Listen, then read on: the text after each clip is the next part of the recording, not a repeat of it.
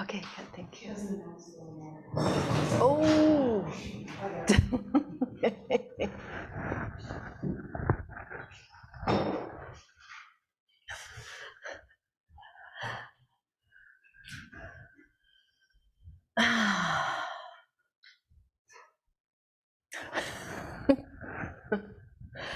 Good morning, everybody.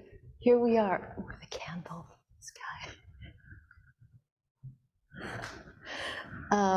It's the 5th full day of Sesshin, and how's everybody feeling? How's everyone doing? You're so far away, you know, you can move that on the side and come closer. Especially now I have misplaced my glasses, and so this will be interesting because I have to look at my paper like that, or else bring it up here, right? So everybody's doing good? Yeah, I know, I find myself kind of getting caught up in something like this morning. Where's Roshi? She's reading something intently, and I forgot about the time to begin. So that's why we've got assistants and people helpers. You know, we need help. We really need help.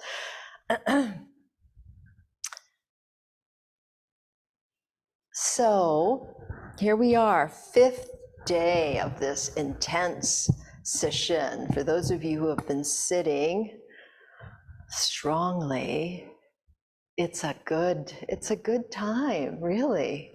It's a really wonderful practice. I always love sesshin. I love to sit, and it's kind of like mind cleaning, right? You're sitting down and you're trying to just get rid of, not get rid of, but it settles, you know, like a jar full of muddy waters. You let it settle and it gets clear after a while. That's how I feel in sesshin. And I absolutely require it for my mental health. So I was talking a little bit about Bernie Glassman yesterday, and Eve Marco with that beautiful koan story about Jiang's Earth. That was the day before yesterday. Time kind of gets a little bit different during sesshin. So I was reminded, and Miss Junmei is our Tenzo this retreat, and Tenzo is a big job. It's a huge job, and that's why advanced practitioner is helpful if you're an advanced practitioner, but not necessary, not necessary.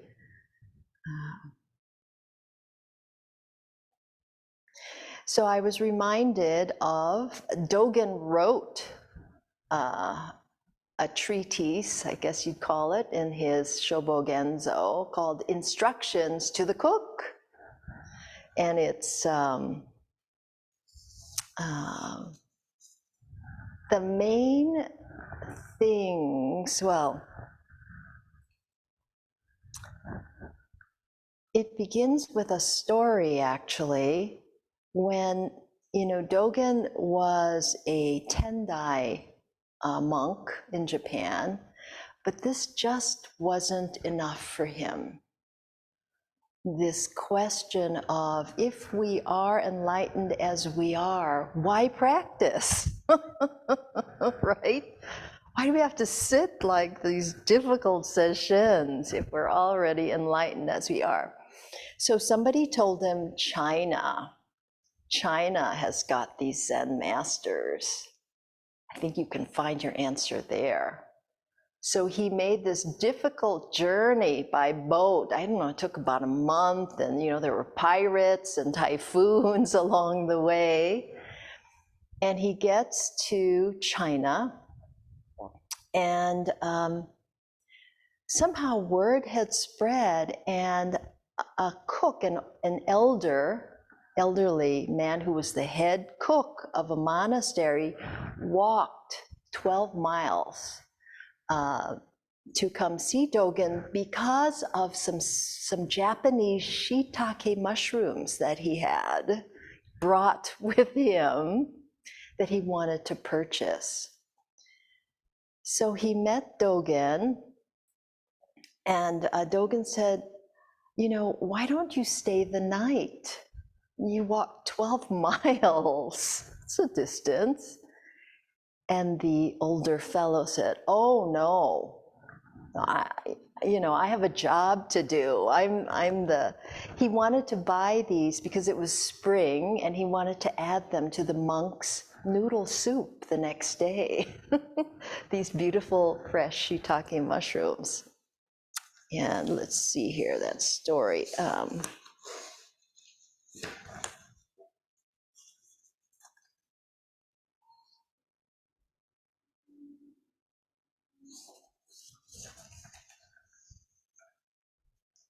So here, Dogen says, when he said he had to go back to the monastery immediately, Dogen says, but surely there are other monks who could prepare the meal in your absence. I have been put in charge of this work, replies the monk. How can I leave it to others? But why does a venerable elder such as yourself waste time doing the hard work of a head cook? Dogen persisted this question. Why don't you spend your time practicing meditation or studying the words of the masters?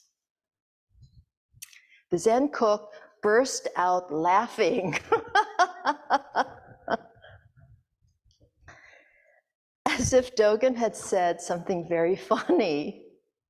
My dear foreign friend, he said, it's clear you do not yet understand what Zen practice is all about. When you get the chance, please come and visit me at the monastery so we can discuss these matters more fully.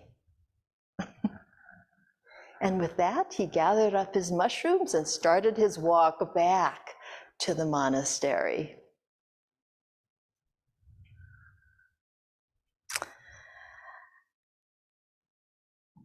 And he eventually did go to the monastery and met the cook and found a Zen master and was enlightened and returned to Japan and became the celebrated Zen master that he was, and the founder of our Soto lineage. This was 770 years ago, I think was his birth or death. We have a poster that we brought back from the Daifukuji Soto mission. Julie has it. And they had a 750th anniversary celebration, might have been of his parinirvana, of his death. So it's been like about 770 years since his death. So Dogen wrote, it was the Zen cook's duty to make the best and most sumptuous meal possible out of whatever ingredients were available, even if he had only rice and water. The glasses, thank you, where were they? Hidden on your desk under Thank you. Okay, thank you. Age. Okay. So that's the Zen cook's duty. Makes the best meal out of whatever ingredients you have available. The most sumptuous, without complaining or making excuses. This is what you have.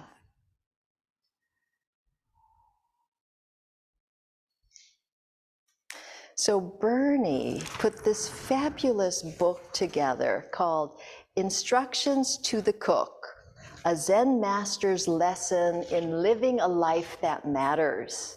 He, together with Rick Fields. Rick Fields is the editor of the Yoga Journal and also has written a number of books. One that looked really interesting to me, it's called Turquoise Bee, the love poems or love songs of the 6th Dalai Lama. I'm getting that book. Anyway. So Bernie put this book together on his life, what he had been doing since he left Maezumi Roshi as Maezumi Roshi's first successor, which I forget what year that was. But this book came out on a year after the date Maezumi Roshi died. That was May 14th, 1996, the book came out, and Maezumi Roshi died May 14th, 1995, too young, at the age of 64.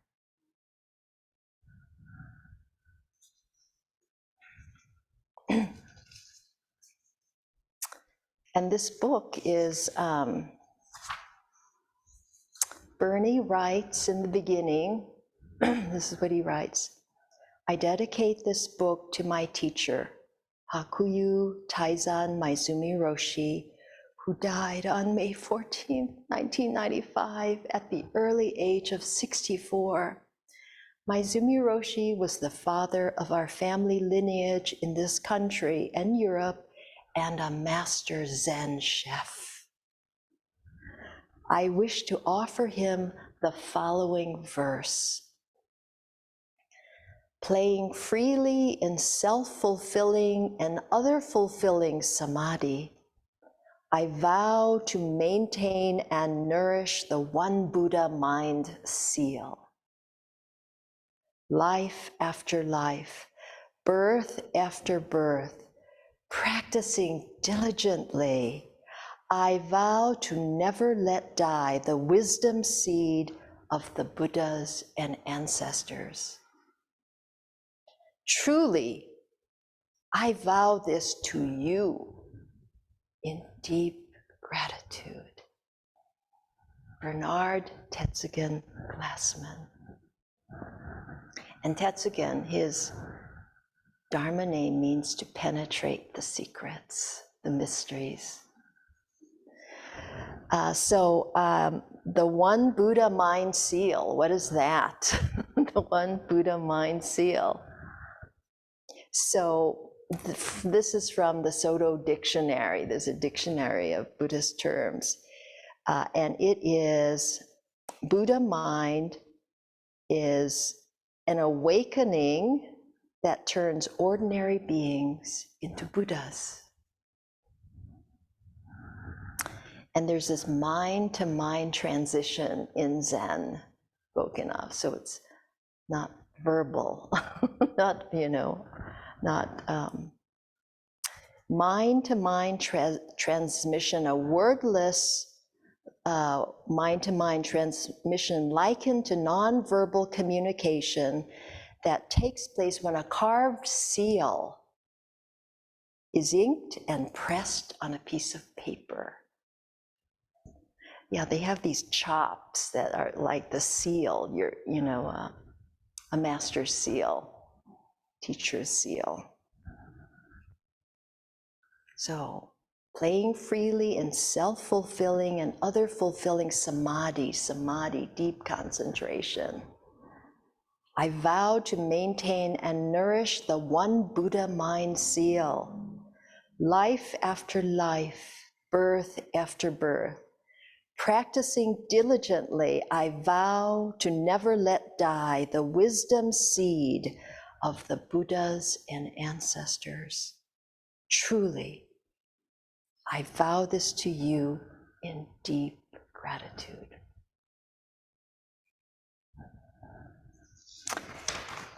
And then he's got this wonderful table of contents that says the menu.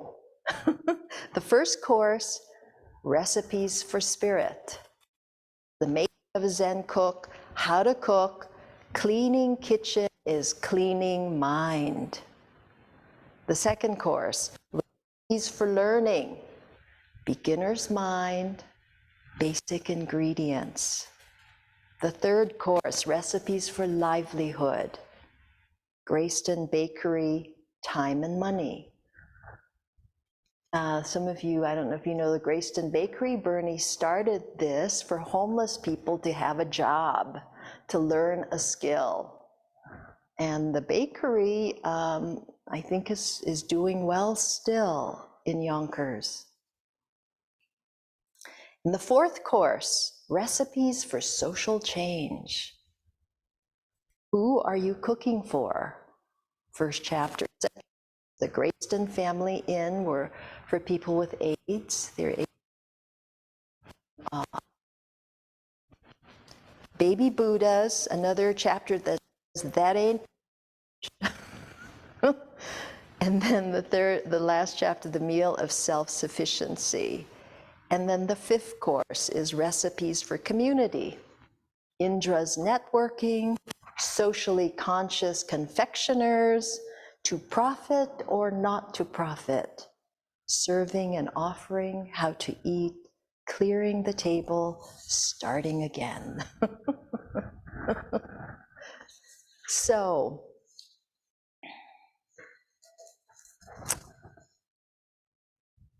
Bernie says, cooking, like life, is about transformation, right? We're using all those elements, fire, wood, water, and we're transforming ingredients, simple ingredients, into a sumptuous meal. He calls it the supreme meal.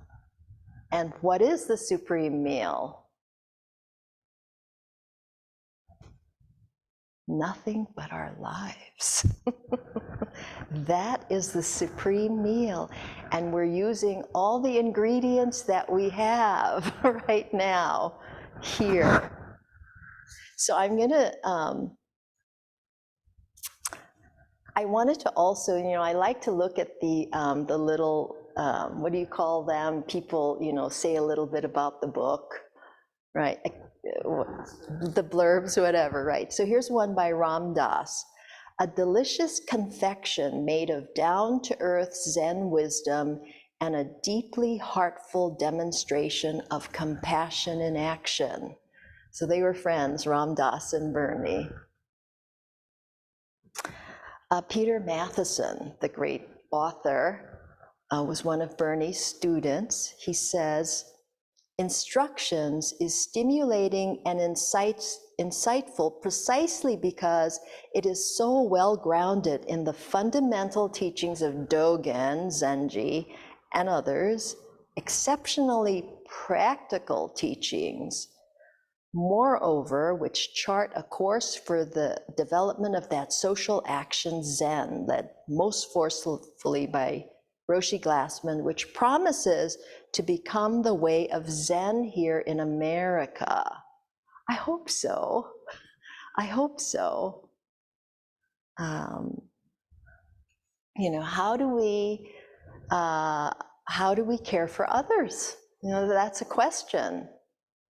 Not once, but at the same time that we're caring for ourselves, how do we care for others, right? It's not just about me, but when we're serving others, we're serving ourselves, and it's just, right, this oneness of life. And then Thomas Berry says this, a more authentic teaching by a more authentic person than Bernie Glassman, we are not likely to see in our times. He not only teaches all this, he has done it all.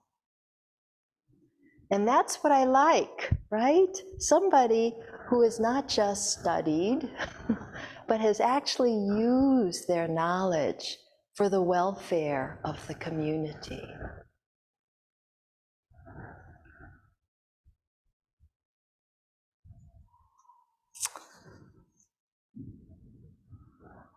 So Bernie begins with this beautiful quote that I have to read.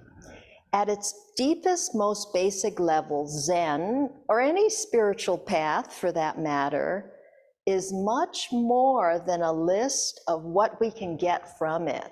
Though, you know, we are in our foundations class saying, if you practice this, this will help your life.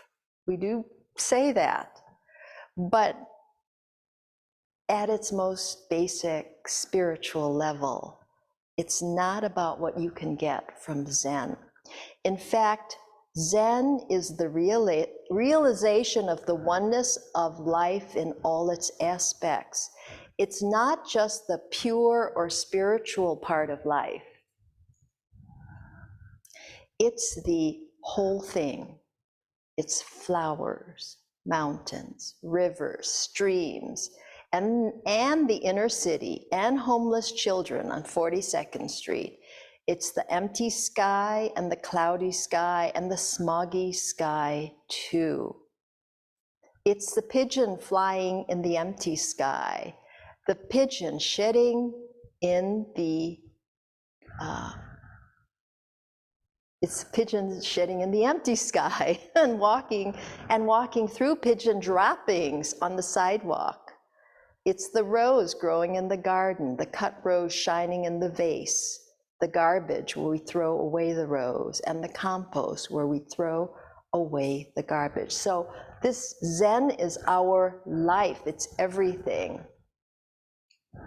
I remember this great story when Linda Gyokuzan ordained as a priest. Kaido is also ordaining on Sunday as a priest. When Linda Gyokuzan there ordained as a priest, she shaved her head, which, you know, is something that we do when we ordain as priests. You do not have to, but it's kind of a good thing to do. You know, it's kind of working with vanity, isn't it?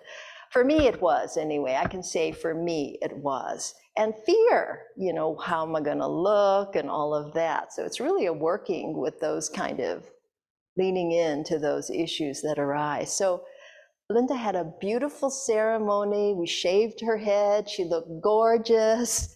And then in the afternoon, lunchtime, her friend had made a beautiful luncheon that we went to. And we're sitting in her backyard. And then Linda goes, hold on, something just happened. It's like, oh, she had an awakening experience. And she goes, I think a pigeon, something just plopped on my head. And yes, a pigeon had just did a little plop right on the top of her head. That was a symbol of enlightenment right there. And it was a sparrow, that's right, it was kind of small.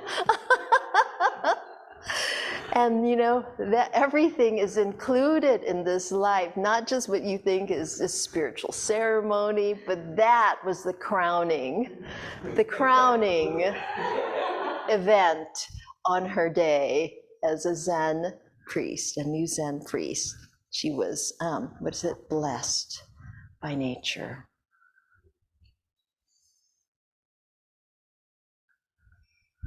Okay, so this supreme meal I talked about, Zen masters call a life that is lived fully and completely with nothing held back as a supreme meal.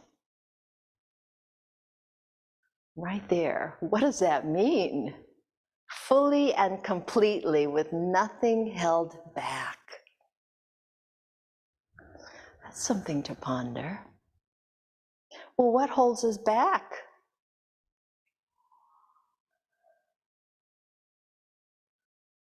From being our full, authentic selves.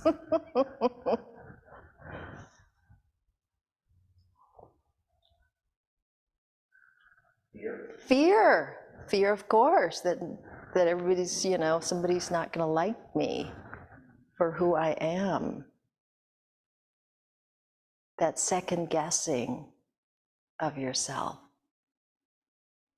and you're kind of held back. I mean, you know,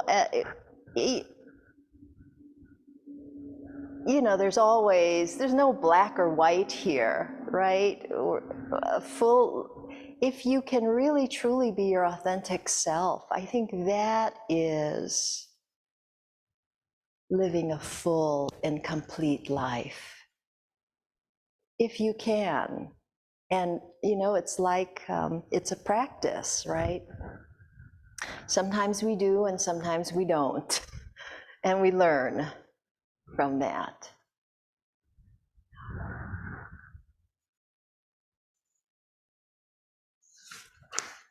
I found an interesting quote that you can't meet your need of belonging if you're not being your authentic self, which I think is really interesting. Wow, that's really nice. Because yes, there is a need to belong in a community. And so that's great, Dan, what you said about if you're not your authentic self, you can't meet your need for belonging. That makes a lot of sense, because if you're putting on an act, right, you're not really belonging. You just think you are, but it's really a mirage. So right, so for me, I know there's so many distractions in my life, it's so easy to forget who I am. I mean, even the question of who am I is a big question. Who am I really?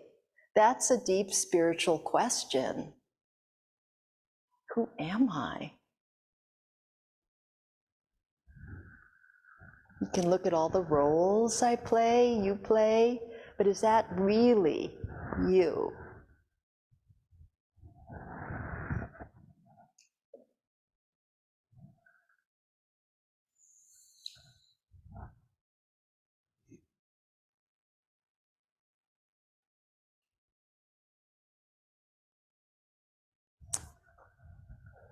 So,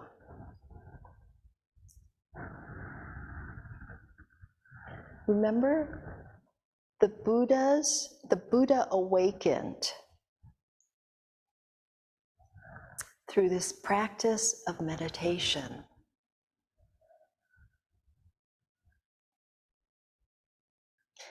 And Bernie says, what did the Buddha discover in his awakening moment?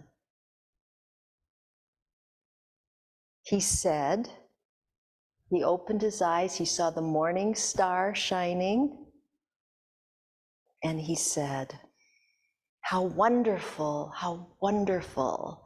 Everything is enlightened. All beings and all things are enlightened just as they are.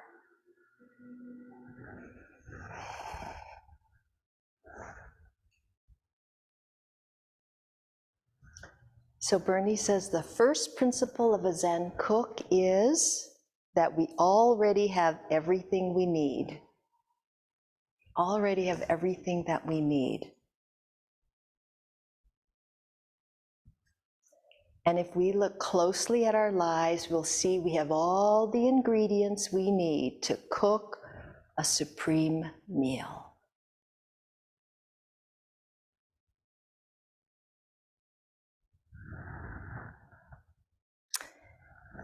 And at every moment, we take these ingredients and try to make the best meal we can with it.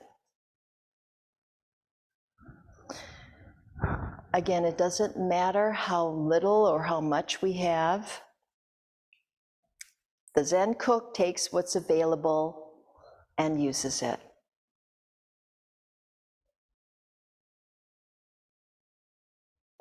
In Dogen's instructions to the cook, it's so interesting, he's very specific about the life of the Zen Tenzo, and how the Tenzo has to check with all the stewards and all the departments, get all the ingredients of the food. And no matter what kind of ingredients there are, he does not comment on the state of the ingredients. He just takes it. This is what I have in my life. There's no judgment. And I'm going to make the best meal with what I have. That is a practice right there, which I've fell down on so many times. So I have to, the commenting, you just do what needs to be done. No comments. That's the mind kind of getting in the way and causing all kinds of mischief. And so everything in our life, all the mistakes, all of that is included and all good, all good.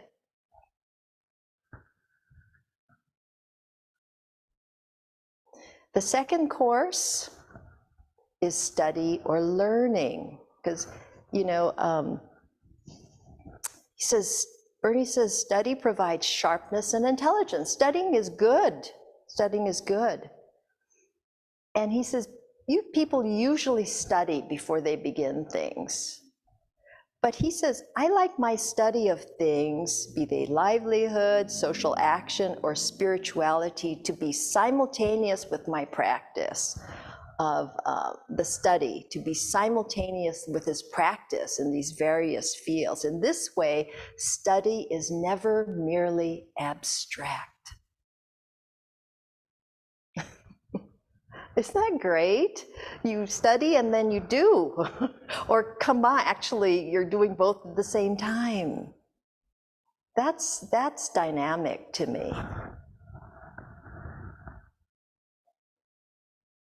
He says, once we have established the clarity that comes from stillness and study, we can begin to see how to prepare the third course, which is livelihood. And this is important, he says. We need this. This is the meat and potatoes, how we sustain ourselves and others, taking care of ourselves and others. And so he says the course of social action grows naturally out of these two previous courses of spirituality and livelihood. And spirituality, our practice of Zazen is one, but he says there are many forms of spirituality that people have. It's not just limited to Zazen. It could be different practices, movement practices, different spiritual paths. And then the last course is the course of relationship and community that seems to bring all the parts together.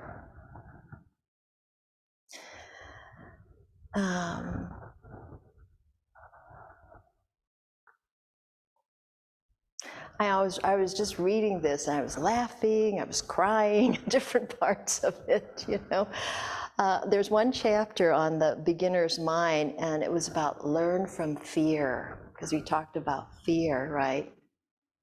He's saying the more we see, the more there is to work with, the more we see all the different ingredients, and we can just kind of see it.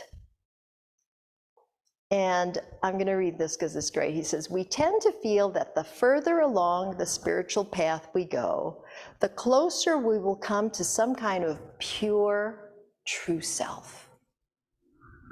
But we don't want to accept that the other confused and seemingly impure part of us is also the true self. The other confused is also the true self. Oh no. If we really accept the fact that I'm deluded forever, then we either have to accept the fact that the deluded self has to be the true self, or accept the fact that we'll never reach the true self. I'm deluded forever. Does anybody feel that way? Yes, okay. So he says, this puts us in something of a quandary. If we're in beginner's mind or not knowing mind, then we have to be open to the fact that this is it. This is it. what? What? This is it. But we don't want to accept that, so there's a lot of resistance. We have to be able to write it out like riding a wild bull. We have to be able to write it out. We have to go through the pain and learn from it. Our tendency in life is to avoid things that frighten us. I think we're all getting to know this as a truth. And so, Bernie's saying in order to become whole, we need to go deeper and deeper into ourselves by reaching further and further into things we fear. First, we have to see what it is we're fearing too. And sometimes we just can't see it, so we just keep leaning in. We keep practicing meditation. I like what Roshi says, you know, if you keep practicing meditation, whatever you've been avoiding, it's gonna come up.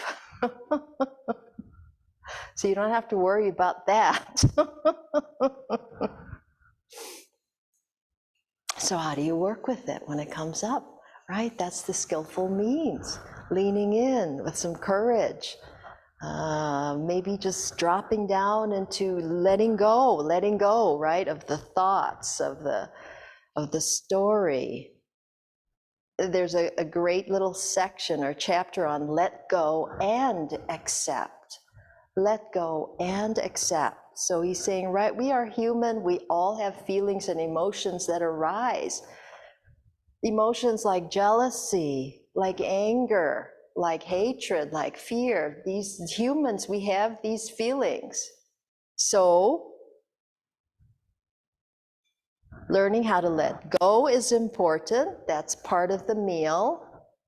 And learning how to accept the arising of those same feelings, also part of the meal. Accepting the arising. Instead of, oh God, I can't believe it's there again. It's there again. Okay, I've got more to work with. More to work with. Somehow, this is beneficial. Somehow, I don't see it totally how right now, but I'm practicing not knowing, and I'm just bearing witness. I'm just bearing witness. That is such an act of compassion. And then there's a chapter, I love this one. Our faults are our best ingredients. Our faults are our best ingredients. Yes. Love this chapter. He says, as soon as we look at our faults or weaknesses as ingredients, we gain a different perspective. They're ingredients. The things we are used to thinking of as faults tend to be the very things we can use to make delicious meals. What?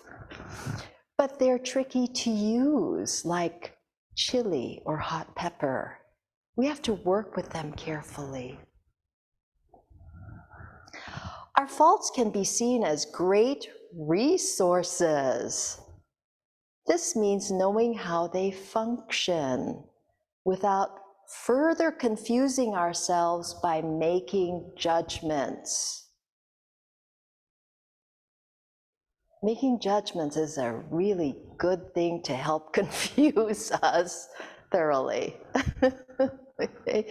So judgments are going to come up. So you can see them and go, okay, I'm going to let you go now. Okay, I'm going to just kind of work with what I'm working with right now as an ingredient. This anger I have, this fear I have, this self-doubt I have. So he says this is a hard habit to break, but well worth the effort. I like when he says that. This is a hard habit to break, but well worth the effort. I was laughing when I was reading that. The characteristics we consider faults are all ours. If we are lazy, for example, we don't have to make a special effort or try to be lazy. If we are hot-tempered, we don't need to develop our propensity for anger. We're already that way.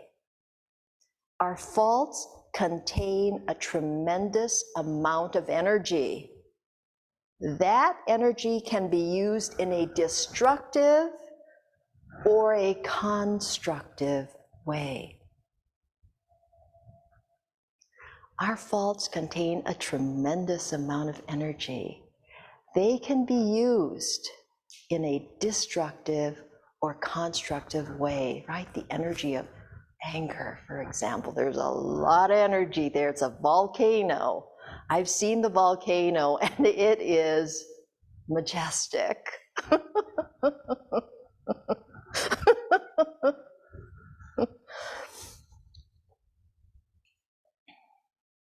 So he says, from this perspective, the more defects I have, the more ingredients I have. Anger, for example, can become one of our juiciest ingredients.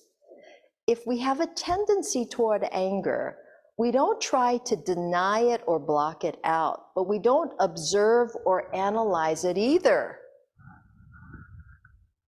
We let our anger arise so that we can feel anger fully. We sit with the anger. We become anger.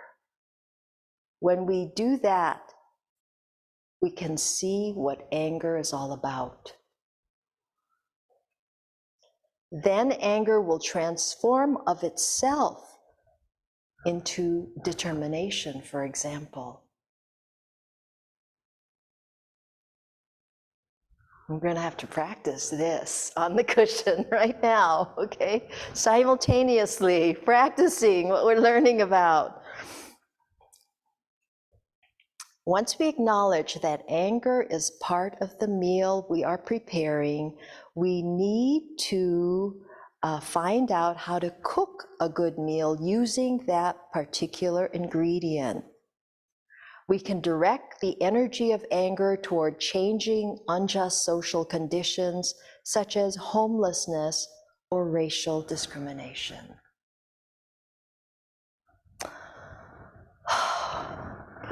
Okay, oh my God. All right, so I wanted to mention,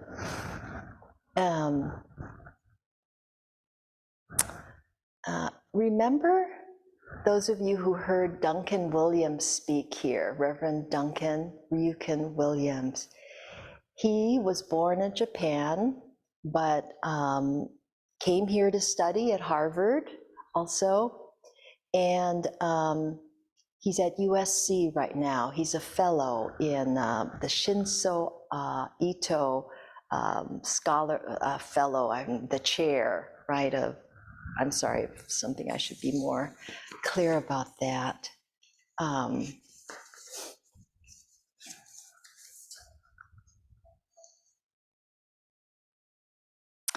The director of the USC Shinso Ito Center for Japanese Religions and Culture and Project Creative Religion and Culture. He is that chair at University of Southern California.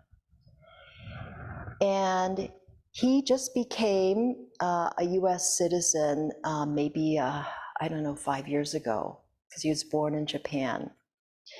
And he said when he became a citizen, let's see how he said it.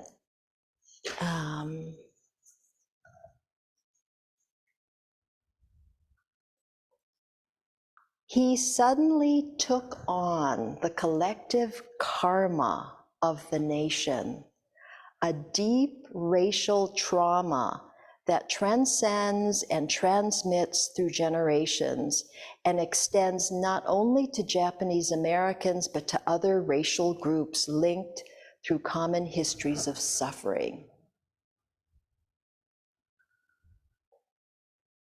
And he wrote a fabulous book about the concentration camps for Japanese Americans. We call them concentration camps, not like the death camps for the Jews in Europe. But these concentration camps, there were 75 across the country. And he did a remarkable thing. He decided to build, he's calling it an irecho, a sacred book that has in its cover, he obtained a little bit of soil from each of the 75 sites, and it is worked into this binder of the book. And the book lists the names of 125,000 men, women, and children who were incarcerated in these camps. And it's a sacred book that he has created that representatives of families can go, and it's at the Japanese American National Museum in Los Angeles. They can go and stamp the names of their family who were in the camp. And it is, has transformed this whole event in the lives of Japanese Americans into something actually very sacred. When they go to the museum and they see what a beautiful, beautiful book has been created so as not to forget the people there. And my cousin, who just died on March 11th, and I'm going to her funeral on Tuesday in Los Angeles. Her daughter-in-law said that they went to the museum because she was incarcerated there when she was like 2, 3 years old. And she tells the story, of seeing these men with guns, outside the fences, and why are the guns pointed at her, right? That's her experience, this beautiful vast up at Heart Mountain, Wyoming. So they took her to the museum, and she cried, she stamped, and it was a very moving experience, not only for her, but other relatives, for that generational trauma that comes down. It was like a healing. And that's what Duncan did, which is quite remarkable. So I'm gonna go to the museum. They actually have times, you have 15-minute times that you have to, schedule in, and times have been to stamp, have been through, I think, April already. So I can't even go and stamp, but I can see the book, and I can see that they have a fabulous display there of that event. So what, knowing the history of Japanese Americans in this country, and it took, a person who was born in Japan, who just became a citizen, out of his eyes to create something amazing like this that has been very healing for the community. So that's my talk for today. Any questions or comments about instructions to the cook to make your best meal, the supreme meal? I'd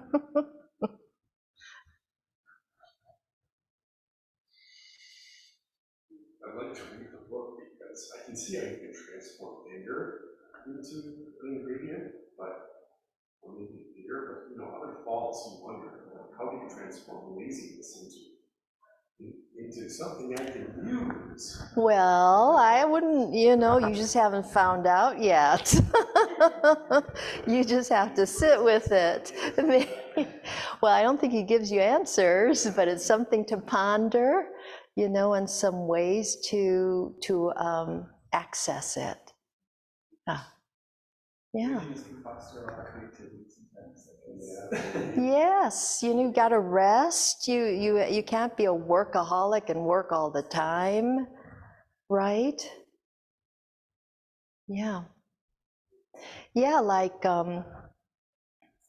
how we got started working with Bernie was Bernie and Eve were on vacation in Maui, and they wanted to come. We were living on Hawaii Island at that time, and they wanted to come and see the volcano. So we said, yeah, we'll pick you up, right? And so we picked them up at the Hilo airport, a wonderful little airport.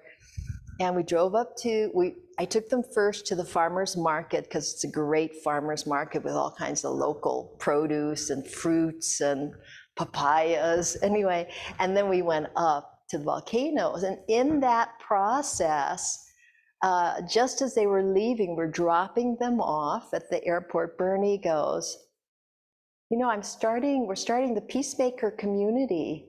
How would you two like to work with us? We're like, That started it. They were on vacation. I want to let you know that. And that's what got us out of Hawaii to Santa Barbara to work with them, with the Peacemaker community. And then we traveled to Western Massachusetts. We were really privileged. I considered it a great honor. This was Roshi's Dharma brother, to work and live with them in a farmhouse. 12 of us were living in a farmhouse in Western Massachusetts. We lived there for 9 months together with Bernie. I got to cook with him, eat with him, study with him. Studying was mostly social action, but a little bit of, study. Definitely meditation. We did services, cleaned up the old barn that was there, that was gonna become this house of one people. And then, 9/11 had hit, so it was changing everything. So that's how I came to Chicago. Money was running out there for Bernie. And I applied for a job here in Chicago at Feeding America, where my friends worked, because I had, my other life was in food banking, starting, maintaining food bank, feeding people in another way. And I had helped actually set up the national network here, and my friends were working here, and they interviewed me and they said, okay, come work with us. So I did. That's what brought me to Chicago. And so I was here, we've both been here since 2003, 20 years now.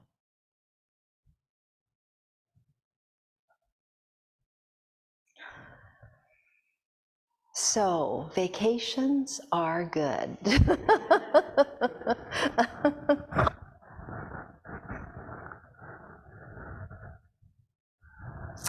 Any other thoughts or comments or questions about the supreme meal? You.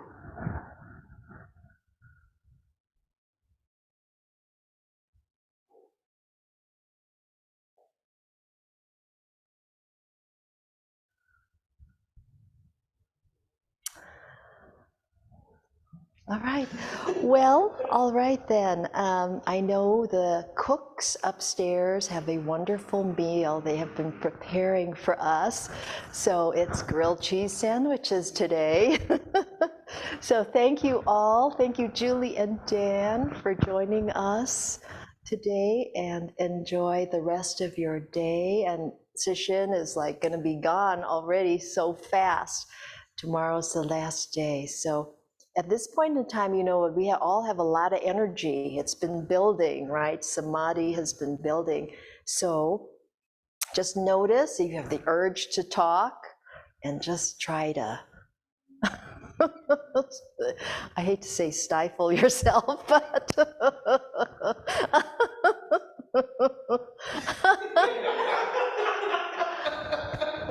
that's Ken over here. Let me see you guys here. All right then, have a wonderful afternoon, evening, and we'll see you later today.